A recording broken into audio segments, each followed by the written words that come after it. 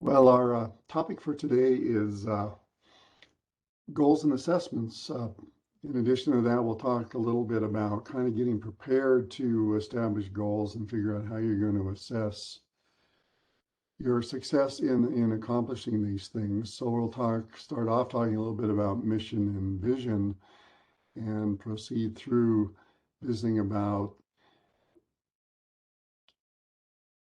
taking actions that will help ensure that your business venture that you have in your farm or ranch is going to be successful. I think goals are really important because they force you to think about what is your comparative advantage in your business that you're doing. Comparative advantage can be kind of broken down into something very simple, and that is what are you really good at? And if you're really good at it, you probably have some reasonable chance of really, making a good career for yourself and making this farm and ranch business work for you.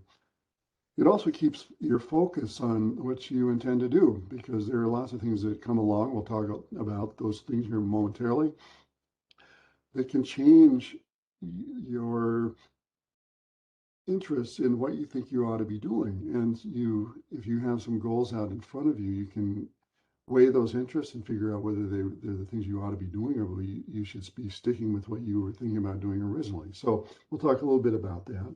And then lastly, I think goals are important to you because they allow you to shoot at something and allow you to assess your efforts and determine whether you're really successful at it or not. And we'll talk a little bit about what you do when you think about going through and doing assessments. I think any business venture has challenges associated with it because the life of any business has many challenges ahead of it. And if you can keep your focus, I think it allows you to be successful and move beyond these barriers that might show up in front of you to make this business venture something that's profitable and also, give you some happiness in the things that you're doing. So what about this? Well, I think that the 30,000 foot view of this is you want to have some happiness in the things that you're doing. And this comes in the form of, are you physically and mentally healthy? What's your financial health look like? Do you have enough money to live on? Do you, on the community side of it, are you living in a social environment that you like, where, you have the basic freedoms that we in the United States are pretty lucky to have? Is there minimal conflict around your community? What about corruption? Those sorts of things that might interrupt things going on for you locally. How secure is it? What's the crime rate look like? Are there political challenges that are out there that seem to cause trouble? All of these things dictate how happy you are personally and how happy you are in the community that you live in. So who cares about these things? Well, I think if you look at the data that's out there, successful farmers and ranchers take time to develop mission and vision statements. And they do this for, a host of reasons. One of the things that they might want to do is to, make sure that they can retire their debt at some point in time in their life so that when they pass on this business to their family members that maybe there won't be the liability associated with debt that follow that. Secondly, you might want to send your kids off to college. This becomes a family issue for you, a little bit divorced in some respects from the farmer ranch, but still an important consideration. And you then have the challenge of how you're going to mix all of this together, where you to take the things that are important to you as a family and also those things that are important to you with your business and meld them together for something that actually works for this business of yours. As I talk about this farmer ranch business, you will soon realize that I talk about it in terms of kind of as a family business. So the quintessential family business is a farm and ranch operation in many cases. Not all, but in many cases, that's the way it operates. So, what about all of these things that happen to us as we go through time? Well, one of the issues that farmers and ranchers deal with is this notion of uncertainty. Nobody can perfectly predict the weather. Nobody can perfectly predict world markets. We've just gone through something like that here in the last several months, and kind of the March-April timeframe with the situation in the Ukraine, which has really interrupted world grain markets. You family events are hard to dictate. You know, when is somebody going to get married or when somebody in the family pass away, so that this organization really begins to change in some very fundamental ways. In Montana, you know, we've had spring times that look like this, where we had so much moisture out there that our tractors couldn't even get through the field. This is up in kind of north central Montana.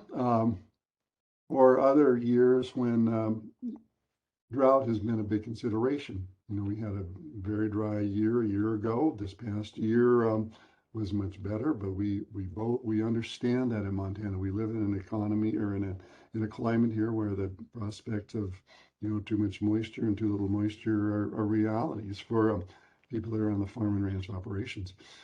We've had some really tough winters.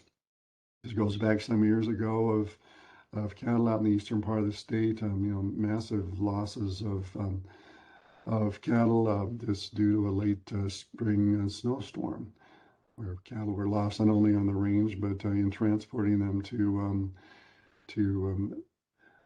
different facilities in Nebraska and elsewhere where these trucks just never made it. They ran into weather and the cattle perished as a result of that. So this uncertainty is a part of the business.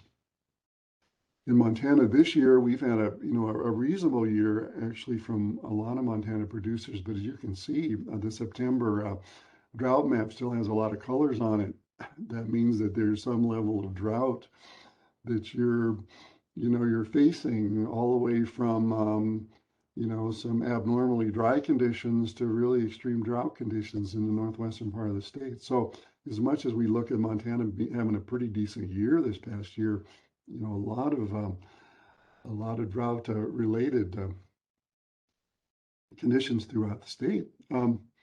If we look at perhaps one of the most difficult or most challenging years was in 2013, but we had a map that looked like this a lot in 2021 as well. And this is the years that we think about, boy, you know, there were very substantial drought conditions in the state of Montana, and most of this was in extreme or exceptional drought conditions for the state. And while there's some federal assistance when you have issues like this exist, it's still very challenging as we begin to think about, you know, all of these little barriers that can pop up that can really make the farm and ranch business an increasingly large challenge. Well, this is what we look like in Montana from a financial perspective. As you can see, you know, the Montana economy largely, as they say, agricultural economy is pretty consistent over time. We had some, you know, very good years back in 2013 and 14. You know, things have, cooled off a little bit since then. But, you know, reasonably good years if we measure them in kind of the cash that's traded here in Montana.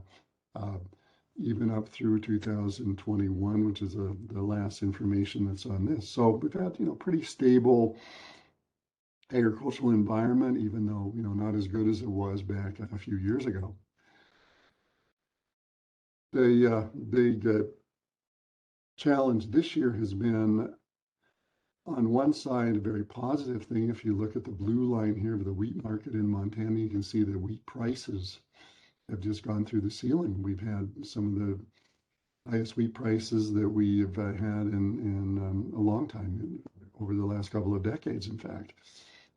If you look at the cattle market, the red line that's on this graph, you can see the cattle market hasn't been a recipient really of the kind of increases in prices that we've seen over on the wheat and also in, you know, the general crop market.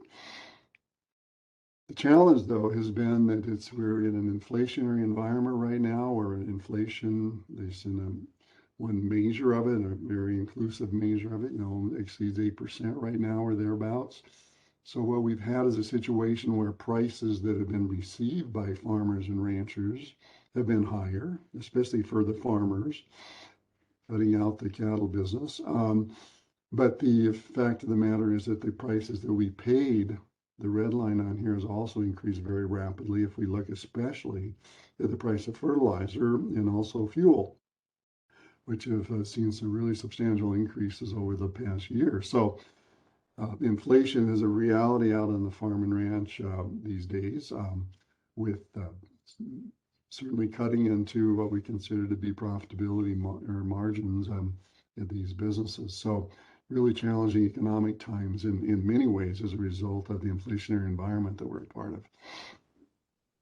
Another unpredictable set of data that we have to look at occasionally is what's our production look like. And again, notice all of these lines going up and down here for winter wheat being the blue line, spring wheat being the red line, which has a little bit more volatility in it, and barley at the bottom, which doesn't show so much of that, but it's a little less important in Montana as well. But lots of changes in production.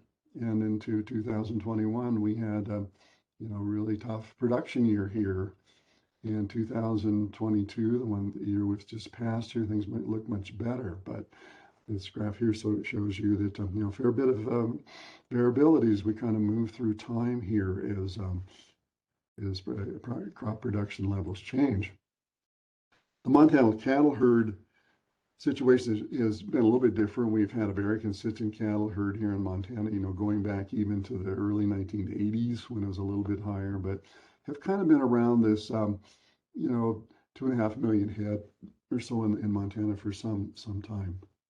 Although in the last couple of years, there have been some herd reductions here just because of the drought, and people have gotten rid of cull animals a little earlier. They've put their calves on the market a little earlier as well, just because of drought conditions. But again, the cattle herd has remained relatively stable. And also, as we talked about, prices in the livestock market and the cattle market, those have been relatively stable as well, not having nearly as much volatility and certainly not as much increase in the price levels as we've seen in crops. So we're fortunate in doing business in the United States because we do have farm programs that take care of a lot of this uncertainty that faces agricultural markets here. We have a couple of programs through the Farm Bill, the price loss coverage and agricultural risk coverage programs, along with a product that's offered by the Risk Management Agency called Supplemental Coverage Option that provides support for low prices and low yields. They're really revenue-based programs. So when revenue declines, there's some support that comes from the federal government essentially to help support the fact that you have a relatively low revenue year and provide some support in of course, keeping their farm and ranch operation going. There are lots of different kinds of risk management programs that are out there in addition to the things that come through the farm program. One of those is crop and livestock insurance. These are really risk management agency programs in the federal government. There's livestock forage program that's out there. That's an FSA program, several others that step in behind farms and ranches when things really get tough. These are really disaster help people find their way through disasters or relatively low production or price years in agriculture. Kind of three levels of this. You think about risk management issues. One kind of starts with you privately. What kind of decisions do you make on your farm?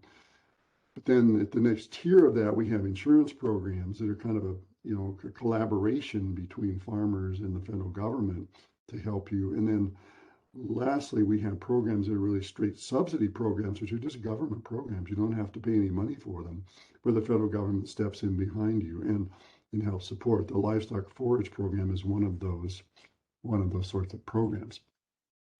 So now getting down to the nuts and bolts of what we really need to talk about today is this idea of establishing vision and mission statements. And I think,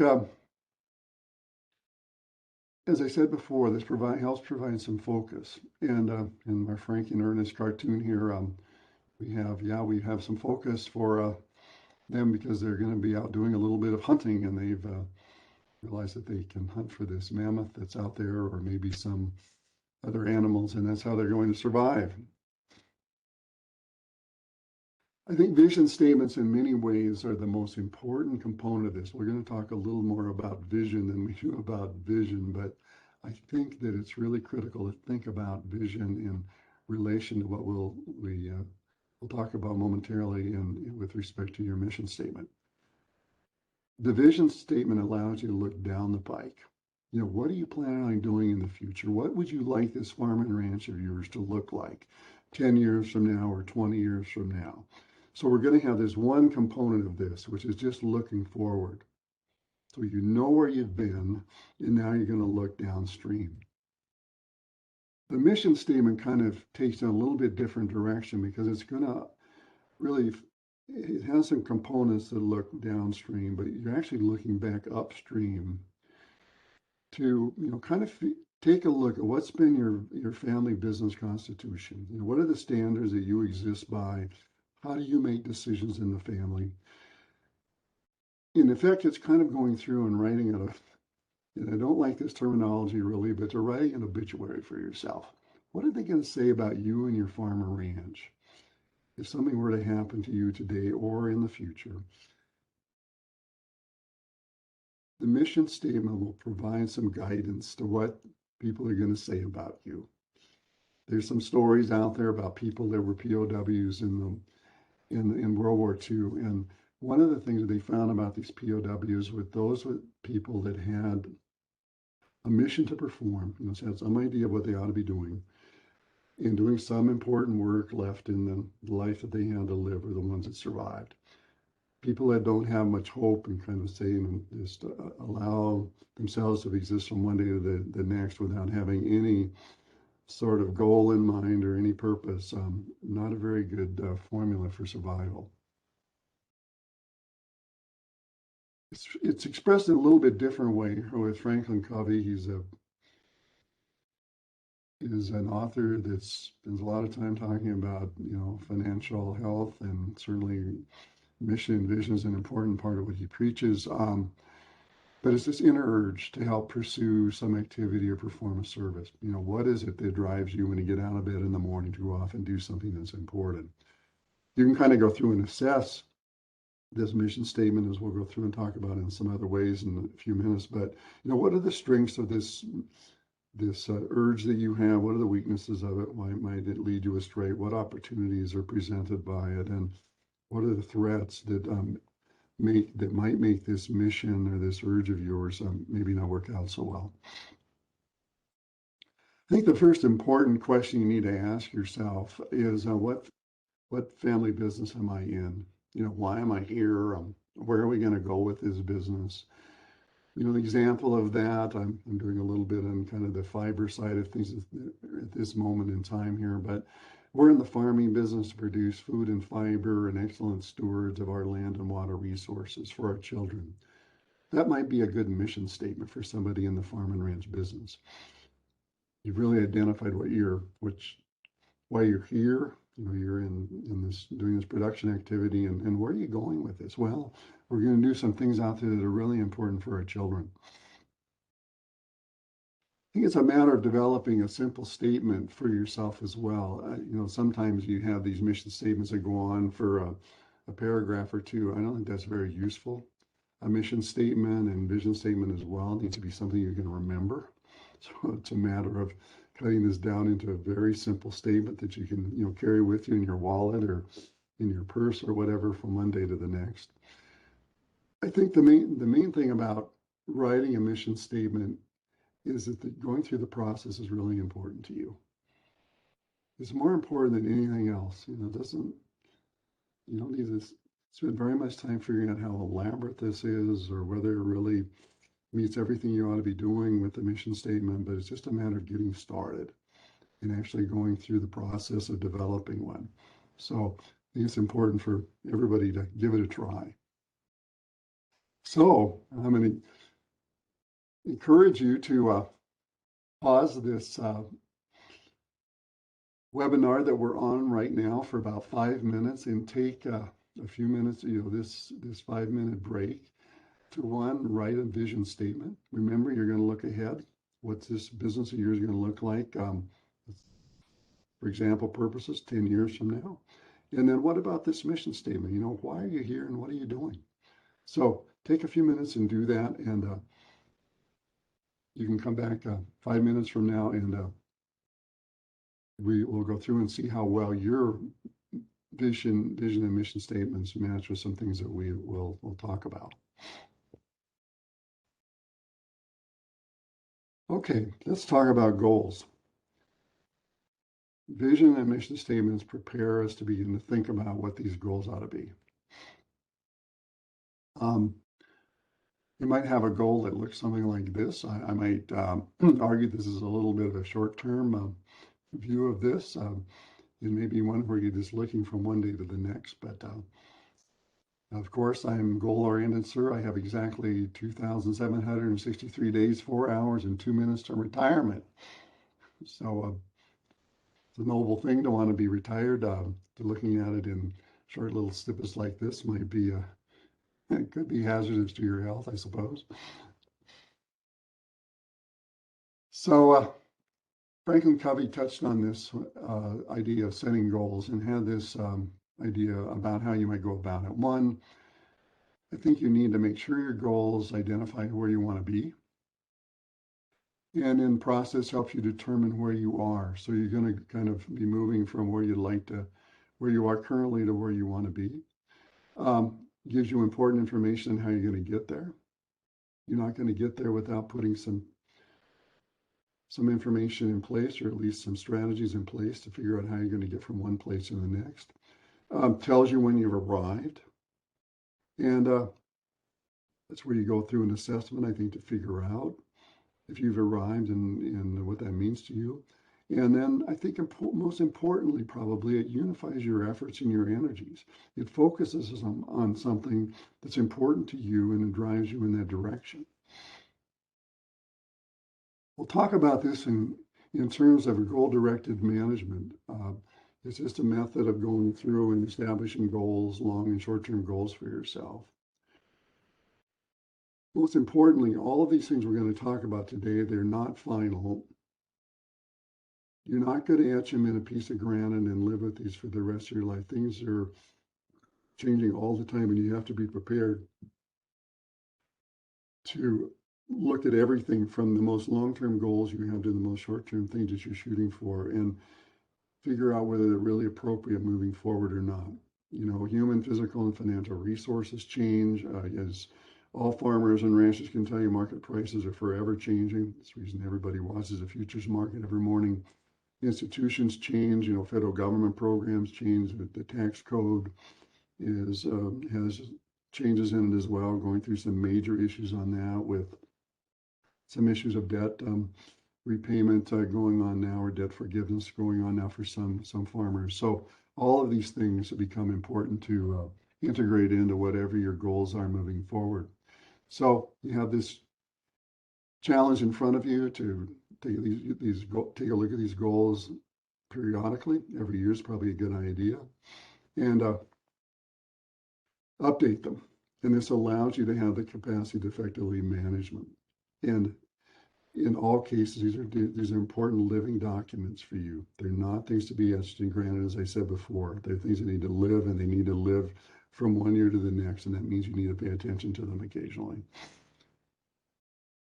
One of the important business goals I think that's out there is profit maximization. I think that is this the overriding goal for your family business? I think there's more to life than just looking at profitability. Although I will warn you that any family business that isn't profitable, and this may be a definition of profit that includes income that's earned outside the family business. For example, maybe one of the spouses works for the local hospital, the local government, or whatever. And the farm is something that also exists for the family. But having some profit in there, or at least positive cash flow, becomes a very important consideration. What are you managing the operation to achieve? Is profitability the only thing, or is these other family issues that you have are important to you as well? Like sending your kid off to college may be an important consideration as you look at the profitability of the business being critically important to you as well. So how do we manage for goal attainment? Well, first off, we need to think about goals. Secondly, we need to think about what are these enterprises or goals that are going to allow us to, attain these goals. And thirdly, we need to think about the resource base that's required for these resources and activities to actually happen. All these simply become important when you think about the farm and ranch business and what are we doing on the farm, and then do we have the actual resources to make these goals that we put in place actually be attainable. Okay, so I think the first thing that I would encourage you to do is to go through this process. Step one, perhaps the most important one, because this is the one that's going to set this all in motion, but to do a self-assessment. And the self-assessment needs to recognize your agricultural production and family and life interactions and focuses on your interests, skills, motivations, and satisfactions for all members of this family and business unit. That's a mouthful. Most importantly, self-assessment requires you to get everybody involved in the process. Having only some people, one person, say the head of the family going through a self-assessment and then imposing that on everyone else, probably not a very good solution. So self-assessment, it's a big burden on you right off the bat to figure out, what indeed do we want to do with this business of ours. So in one of the handouts that you have available to you, there's one called Farming and Ranching Self-Assessment. I'd encourage you to take the next 5 minutes. It only takes a few minutes to go through this and complete it by yourself. And if there's more than one of you watching this video that we're doing, this webinar that we're doing now, make a copy for everyone that's sitting around the table. Okay, so take a few minutes. When you finish this, I would encourage you to go down the list of questions that are there and discuss each one of them with those that are important in your circle, in the family, the people that constitute your family business. Here's what this looks like. It's only 16 questions. There are a couple of other kind of questions that require you to do a little bit of writing that follow up on this, but they allow you to go through and take a look at every aspect of this family business, or this farm and ranch operation you're on. Starting off with how happy you are with being on this farm or ranch. Do you enjoy the work? And the second set of questions here. And then what about things beyond the farm or ranch? About what do people in the community think about you? What about other operations that you might be familiar with? So it takes a pretty comprehensive look at what constitutes this farm or ranch business, and whether helps you determine whether it's the right place for you or not. I think the challenge with this is, once you're answered all these questions and discussed this with all of your other family members or that are, part of this business, you have to figure out how to be really open and honest with one another. Integrity in this process from one person to the next is really important, because if you're not honest and open with each other, you're not going to go anywhere. You can do all the paperwork you can possibly think of, but you're not going to go anywhere, because nobody knows exactly what you're thinking. Be careful about judging what other people are having to say. Let everybody be heard. In fact, one of the ways of managing this is let everybody go around and talk without anybody rendering any judgment on anybody else's statements. And listening becomes really, really critical in this whole process. Once everybody said what they'd like to say, then you can begin to get in a discussion about the family business and what things need to be changed or whatever to make it successful. So the next exercise was, I encourage you to do kind of a part of the homework once we're finished with this, but this goes back to that family business or family ranch assessment again. But go through and try to assess people's interests and preferences as you move down through that list of questions, and then try to write a summary. And that's going to be a really challenging issue for many, but write a summary statement that's, maybe one paragraph of about 3 sentences. One that addresses family, one addresses the farmer ranch business, and a third one that's really, kind of summarizes all of that with your preferences for being on the farmer ranch.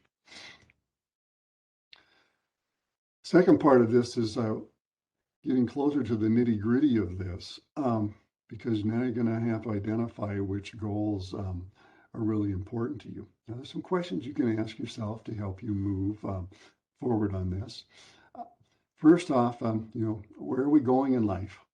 This is pretty general. Not only where the family business is going, but where are you personally and as a family? Where are you going in life? How are you going to get there? Talked a little bit about that before, about strategies that need to be in place for moving forward. And then what do you intend to do once you've arrived?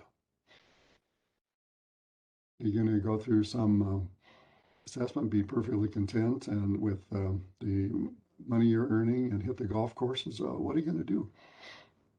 There's lots and lots of answers to try to sort out as you think about moving forward through this career of yours, and then this turning into a retirement of yours at some point in time. The answers to all of these questions need to be found in the goals that you're establishing for yourself.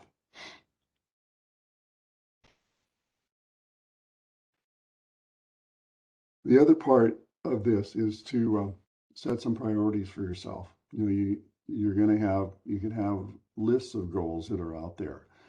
Some of them are going to be, long-term goals. For example, maybe some younger person that's getting in the farmer ranch business is going to be interested to have a date out there when they're going to be debt-free. They're not going to owe any money to the bank. Going to be able to operate this business without having to go and talk to their bank on a regular basis and figure out how they're going to get their operating money. You have short-term goals that support reaching this debt-free environment on your farm or ranch business that you have. We'll talk a little bit about what those things might be here momentarily. When you set these priorities for yourself, you need to reflect on a number of different things. But first off, I think it's family well-being, certainly in the way that I view family businesses, is perhaps the most important. Because if the family doesn't hold together, the likelihood of the business holding together is not very good. Which goals are most important for the well-being of the ranch, the farmer ranch? Which short-term goals would aid attainment of long-term goals? So which of those short-term goals that you have are very important to you? And I'll talk a little bit about consistency in a few minutes, but how are they consistent with your long-term goals? Which short-term goals conflict with any long-term goals? Kind of the same thing we talked about before. And which goals are really essential to your survival that are irrespective of impacts on any other goals that you might have? So which of the things that are really most important to you? So we might take a look at one of these. It's identify enterprises and activities you intend to undertake in the coming year. So we're going to be looking at something here that has a span of time of about 1 year for you. So the activity might be something like this. Perhaps you've decided that maybe remodeling the house might be on the list. I'm probably going to be able to get this done in 3 or 4 months. We'll say from January through March. You're going to fund it with $20,000, and maybe what it's going to take. 15,000 of that you might have to borrow from the bank. Who's going to manage it? Well, one of the spouses, or perhaps the wife. In this particular case, how are you going to get the job done? Well, you're going to have to. The husband can probably do a little bit of this, but a contractor is probably going to be really important for doing a lot of it, because some of the plumbing and other things that you do require more special skills. What's the payoff? Well, you're going to have a little bit more space in your house, and you're going to hopefully have a house that's a little bit more efficient than it was before. On the farming side of that, there's also goals that can be set out for you as well. Perhaps you're going to introduce some other crop into your crop rotation. You're going to put it, plant 100 acres of canola. You're going to do it during the growing season. What's you're going to start in the spring with you. You're going to fund it with some operating capital, maybe up to $6,000. probably money you're getting from your bank to do that. Management of it, probably the husband's responsibility. Where's the labor going to come from? Well, since this farm that I have here doesn't hire any labor, the family's going to have to do that.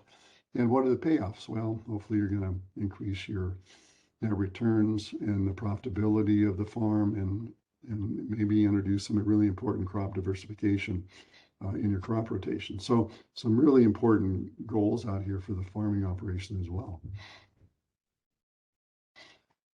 So what things are you going to be doing that identify long-term family and farm ranch goals versus those things that are much more, somewhat more short-term?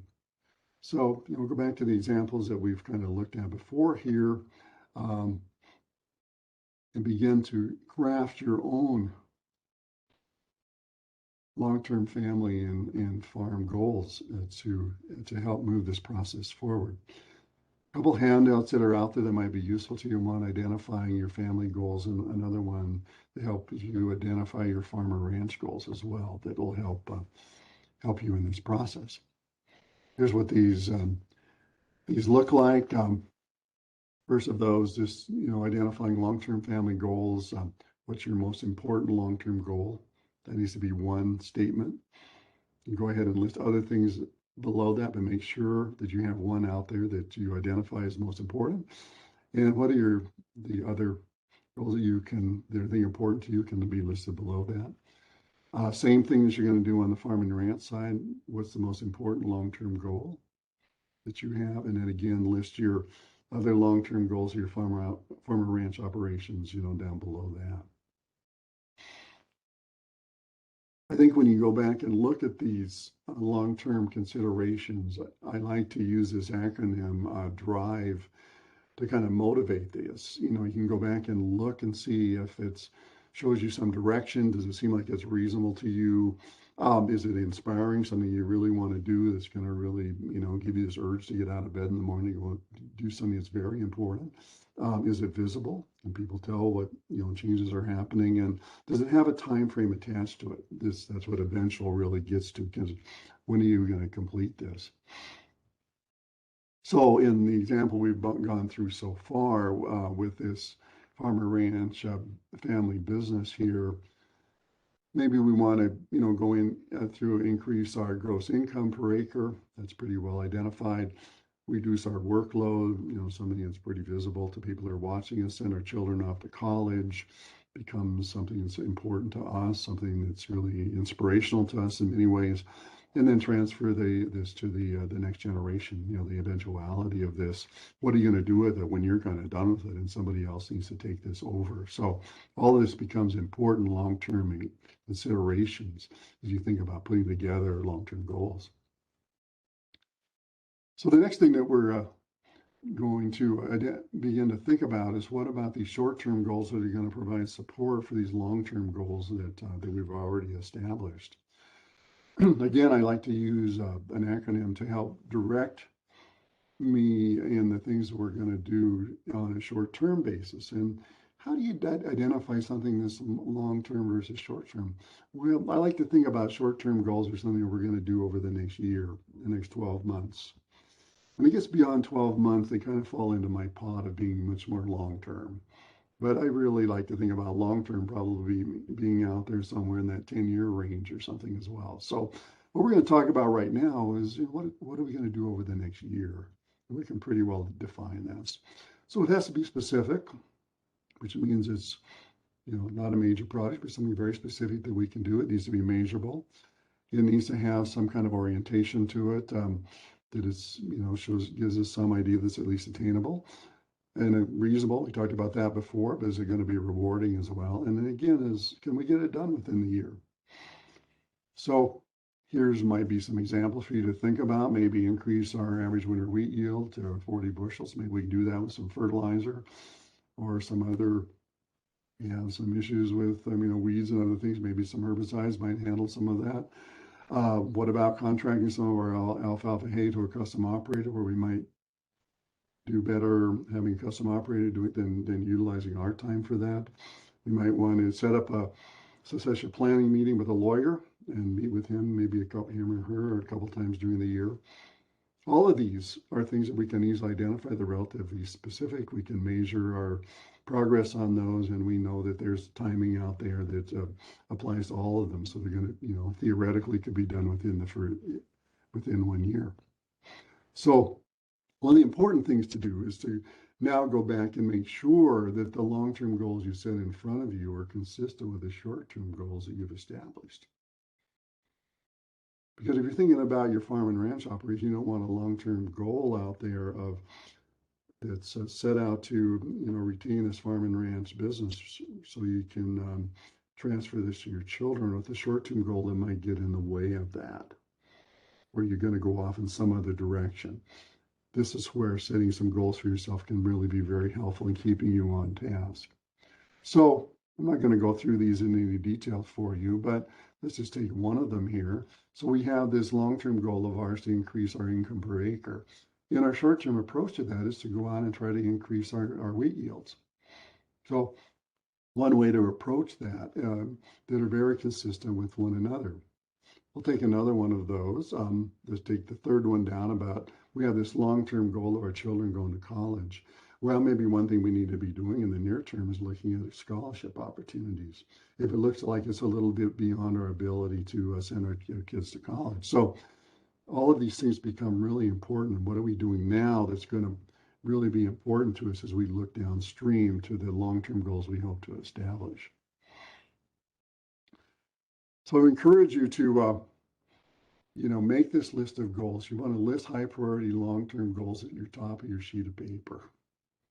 That's the most important thing you're going to be doing in this exercise. Secondly, list your most important short-term goal, kind of the next tier down. So you can almost have one statement at the top of this is the most important long-term goal or goals. I'll let you put maybe a couple, three of them there. Going to be supported by these short-term goals. And then what are the activities that you're going to do to achieve these things? And are there any activities or enterprises out there that really don't support these goals that are taking you off in some other direction? And then hopefully use this worksheet you put together to kind of direct the activities of your farm or ranch business over the next few years as you think about satisfying these short-term goals of yours and then reaching these more longer-term goals. Now, I differ a little bit from the authors of this kind of goal-directed management plan because I like to have all this written on one sheet of paper. And I think that one sheet of paper needs to be on your refrigerator so you can look at this every day. Not that you can go through and do an assessment of this every day, but so you can see it every day about the things that matter to you in a long-term basis. And maybe every 6 months or whatever, this needs to be refreshed.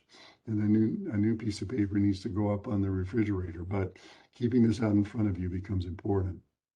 So I'd encourage you to after this webinar is over to go through and do this little homework exercise and develop this plan. And don't be afraid if it's on one piece of paper. That's a great place to start. So here's some guides that you can use for this as well. Beyond having a single sheet of paper, these can provide a little bit of structure to what you're doing. Put your high priority long-term goals at the top of this for both the farm and the farmer ranch and the family. Put your short-term goals again down here.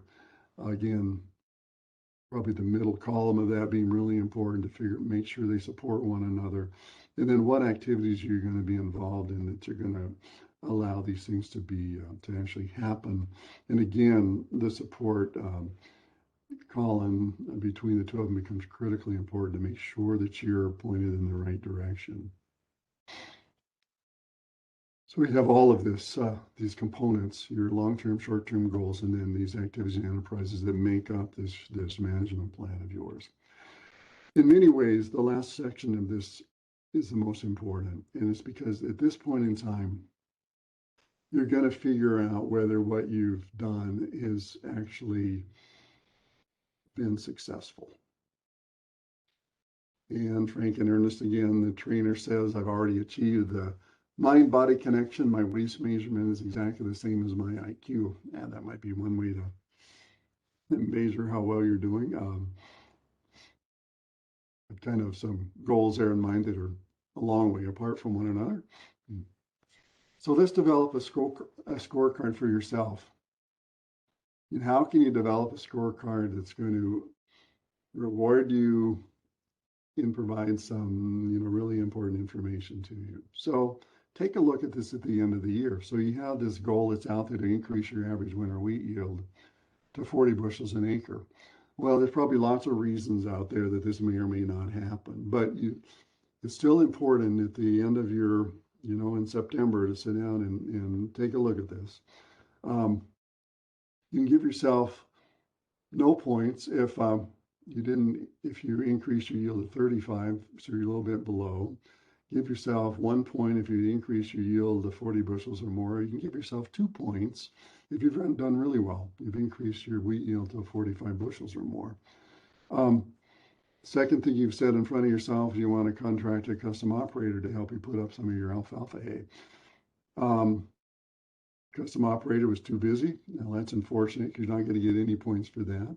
You spent a little bit more time talking to other custom operators. Maybe you found somebody that's actually willing to do the work for you.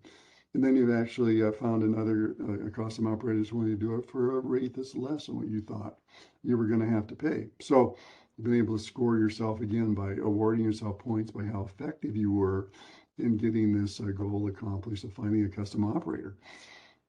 And the last one's a little bit more long-termish because you're going to go out and do some succession planning, hopefully, and over this year. You've got something scheduled with this lawyer. Maybe you scheduled 2 meetings. That's really what you were set out to do, to give yourself a point for that.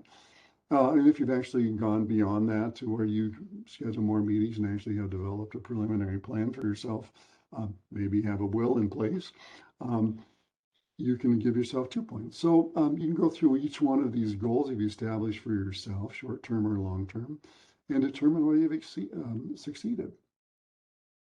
The most important part of this is, though, you need to figure out how you're going to reward yourself.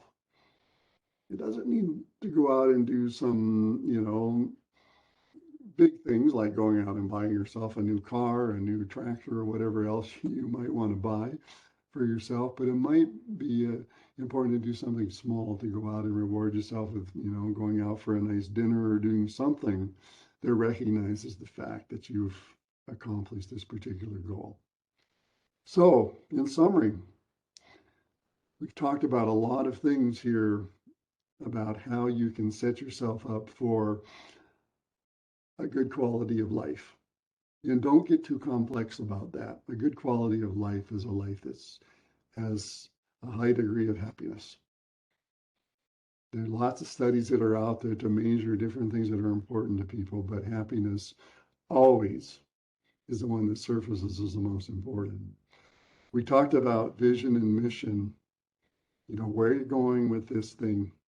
Where would you like to be 10 years from now? And what are people going to say about you when when you've walked away from this business of yours? What are they going to say about you and your farm and ranch business and this family business that you've operated? Is it positive or is it negative? What are they going to say about you? Establishing goals becomes very important. The most important part of this is to have goals that are consistent with one another. What are those short-term things you're going to do now over the next year that are going to contribute to the things that you're going to do long-term? What things are going to allow this family of yours to be happy? What's going to allow this farm and ranch business of yours to be profitable? At least to have positive cash flow across your family business. You need to make sure that those things are in place. And then lastly, what assessment are you going to go through? Are you going to be strong enough to go through an assessment every year and see how you're doing and be sure and look at those good years and reward yourself, and in those bad years, think about maybe there's some other planning we need to do that would help make this operation of ours more successful. So with all these things are important to you, but again, the most important thing is what are you doing to make the quality of your life one that has a high degree of happiness? With that, Thanks for attending this webinar. And if you have any questions, I'd be happy to visit with you. My contact information is on the MSU website. My phone number 406-994-5012, and my email address just Haynes, Haynes @montana.edu.